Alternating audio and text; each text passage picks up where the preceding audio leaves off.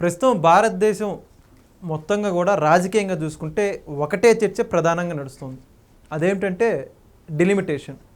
ప్రస్తుతం జరుగుతున్నటువంటి పార్లమెంటు సమావేశాల్లో కూడా ఈ డిలిమిటేషన్ బిల్లు ప్రవేశపెట్టే అవకాశం ఉందని చెప్పేసి కొంతమంది రాజకీయ నిపుణులు చెబుతున్నటువంటి పరిస్థితి.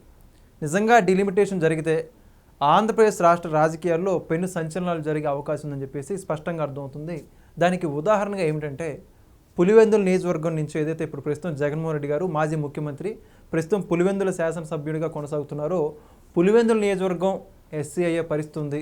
ఆయన వేరొక నియోజకవర్గం చూసుకోవాల్సిన పరిస్థితి రానే వస్తుందని చెప్పేసి కొంతమందిలో ఉన్నటువంటి అపోహ.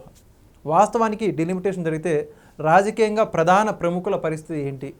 మరిన్ని విషయాలు తెలుసుకోవడానికి మనతో పాటు ఉన్నాడు పొలిటికల్ అనలిస్ట్ షణ్ముఖ్. నమస్తే. నమస్కారం అండి. మొత్తానికి ఇప్పుడు డిలిమిటేషన్ జరిగితే ఆంధ్రప్రదేశ్ రాష్ట్ర వ్యాప్తంగా ఎంతోమంది సీనియర్ దిగ్గజాలు అంటే మాజీ ముఖ్యమంత్రులు కావచ్చు, సీనియర్ నాయకులు కావచ్చు, వాళ్ళందరి స్థానాలు కూడా గల్లంతో అవుతాయి. ఎవరు అంటే కొంతమంది కంచుకోటలు కూడా ఉన్నాయి. ఇప్పుడు ఆ కంచుకోటలు దాటితే వాళ్ళ పరిస్థితులు ఏంటి, రాజకీయ భవిష్యత్తు ఉంటుందా లేదని చెప్పేసి అనేక మందిలో ఉన్నటువంటి ప్రశ్న ప్రధానంగా చర్చించుకోవాల్సిందండి. ఇప్పుడు వైఎస్ఆర్సీపీ పార్టీ 11 స్థానాలకు పడిపోయింది. వాళ్ళకి ఉన్న కంచుకోటలు కూడా ఈ డిలిమిటేషన్ ద్వారా పూర్తిగా నీరుగారిపోతుందని చెప్పేసి భయపడుతున్నారని చెప్పేసి వస్తున్నటువంటి వాస్తవాలు. దీని గురించి మీరు ఏమంటారు? ఖచ్చితంగా అండి. ఆనాడు కాంగ్రెస్ ప్రభుత్వానికి రాజశేఖర రెడ్డి గారు ముఖ్యమంత్రిగా ఉన్నప్పుడు 2008లో ఐ థింక్ రిమెంబర్, అప్పుడు కాంగ్రెస్ ప్రభుత్వానికి ఇదే డీలిమిటేషన్ ప్రకారము ఒక అవకాశం రావడం జరిగింది. అయితే నియోజకవర్గాల పెంపు జరగలేదు. కానీ కాంగ్రెస్ ప్రభుత్వానికి అనుకూలంగా ఉన్నటువంటి బలమైనటువంటి మండలాలను ఒక నియోజకవర్గంలో ఉన్నటువంటి మండలాన్ని తీసి ఇంకో నియోజకవర్గంలో కలపడం, లేదా కొన్ని మండలాల్లో ఉన్నటువంటి పల్లెలను పంచాయతీలను ఇంకో నియోజకవర్గంలో కలపడం, ఈ విధంగా చేసి కాంగ్రెస్ ప్రభుత్వం మళ్ళా గెలవడానికి అది ఒక పెద్ద రామబాణంలో ఉపయోగపడింది ఆనాడు ఉన్నటువంటి కాంగ్రెస్ ప్రభుత్వానికి. మరి రాజశేఖర రెడ్డి గారు కూడా దీన్ని చాలా పద్ధతిగా చేసుకున్నారు, ఆయనకు చాలా అనుకూలంగా చేసుకున్నారు.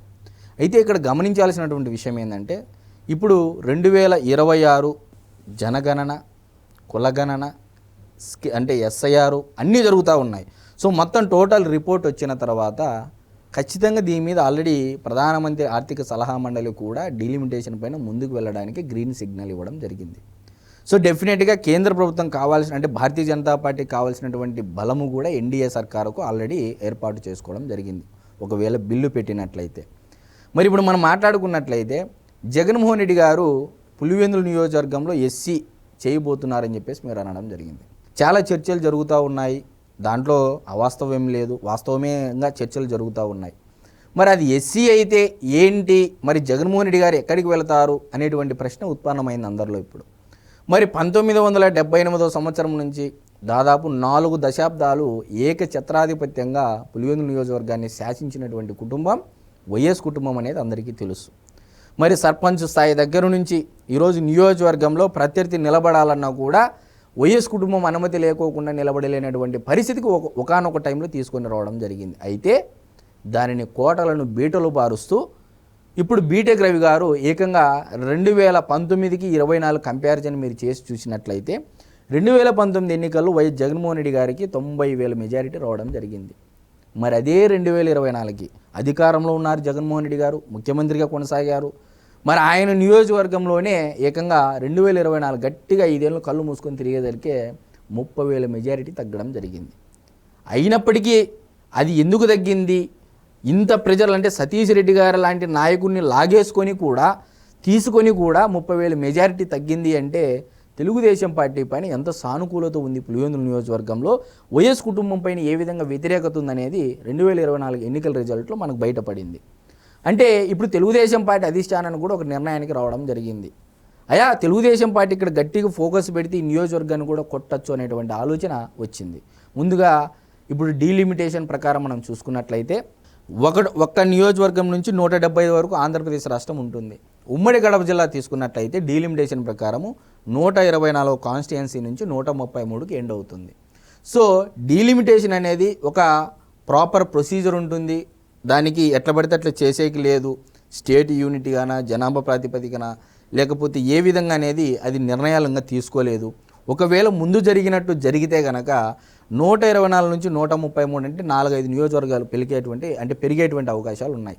ఒక్కసారి పులివెందుల సరౌండింగ్స్ చూసుకుంటే ఇటు తాడిపత్రి, ఇటు ధర్మవరం, ఇటు జమ్మలమడుగు, ఇటు కమలాపురం నియోజకవర్గాలు ఉన్నాయి. సో ఆల్మోస్ట్ జమ్మలమడుగు జనరలే, కమలాపురం జనరలే, పులివెందుల జనరలే, ధర్మవరం జనరలే, తాడిపత్రి జనరలే. సో ఇప్పుడు కొత్తగా నియోజకవర్గాలు పెరిగేటువంటి అవకాశం ఉంది. సో ఇందులో భాగంగా డీలిమిటేషన్ జనాభా ప్రాతిపదికన కానీ మనం అనుకున్నట్లయితే వేంపల్లి అనేటువంటి మండలం కేంద్రంగా ఒక కొత్త నియోజకవర్గం ఏర్పాటు చేసేటువంటి అవకాశం ఎక్కువగా ఉందనేది కూడా చర్చ మొదలైపోయింది. ఇప్పుడు జగన్మోహన్ రెడ్డి గారు కానీ ఒకవేళ పులివెందుల నియోజకవర్గం కానీ ఒకవేళ ఎస్సీ అయితే, రిజర్వ్డ్ అయితే మరి జగన్మోహన్ రెడ్డి గారు ఎక్కడికి వెళ్తారు అనే ప్రశ్న ఇప్పుడు రాష్ట్ర ప్రజలలోనూ అతి ముఖ్యంగా వైసీపీలోనూ కూడా ప్రధానంగా చర్చ జరిగేటువంటి ఆస్కారం ఉంది, ఆల్రెడీ జరుగుతూ ఉంది. మరి ఇటువంటి పరిస్థితుల్లో వేంపల్లికి వెళితే జగన్మోహన్ రెడ్డి గారి యొక్క తాతగారైనటువంటి రాజారెడ్డి గారిని చంపినటువంటి వ్యక్తి పేర్లపాసాది రెడ్డి రెడీగా ఉన్నారు. అక్కడ ఫుల్ టైట్గా ఉంటుంది, పెదకంటిరెడ్డి సామాజిక వర్గం ఎక్కువ. సో వేంపల్లిలో కూడా పెద్ద పంచాయతీ, వేంపల్లి అనేది చాలా పెద్ద పంచాయతీ ఉమ్మడి కడప జిల్లాలోనే. అటువంటి పంచాయతీ 27,000 ఓట్లు ఉన్నటువంటి మేజర్ పంచాయతీ. మరి అక్కడ కూడా టీడీపీ సానుభూతి పరులు ఎక్కువగా. మరి ఒకసారి మీరు జమ్మలమడికి వెళ్తే అక్కడికి పోతే ఆదినారాయణ రెడ్డి గారు, అతని దూకుడు, అతని వ్యవహార శైలి ఏందనేది మీరు చూస్తూ ఉన్నారు. ఒకవేళ అది కాకోకుండా కమలాపురానికి వెళ్తే పుత్తా నరసింహారెడ్డి వాళ్ళు ఉన్నారు. ఒకవేళ అది కాకోకుండా ధర్మవరానికి వస్తే ధర్మవరంలో కూడా తెలుగుదేశం పార్టీ బలంగా ఉంది. ధర్మవరానికి వస్తే ధర్మవరంలో ఉన్నటువంటి ముదుగుబ్బ మండలం కాస్త డీలిమిటేషన్ ప్రకారము ఖచ్చితంగా 146 నుంచి 161కి ఎండ్ అవుతుంది ఉమ్మడి అనంతపూర్ జిల్లా. ఖచ్చితంగా అది కదిరి నియోజకవర్గంలో పడుతుంది. కదిరి అనేది బీసీ కిందికి వెళ్ళిపోతుంది, జనరల్ కాదు. సో ధర్మవరంలో కూడా మేజర్గా టీడీపీకి ఎక్కువగా అవకాశాలు ఉంటాయి.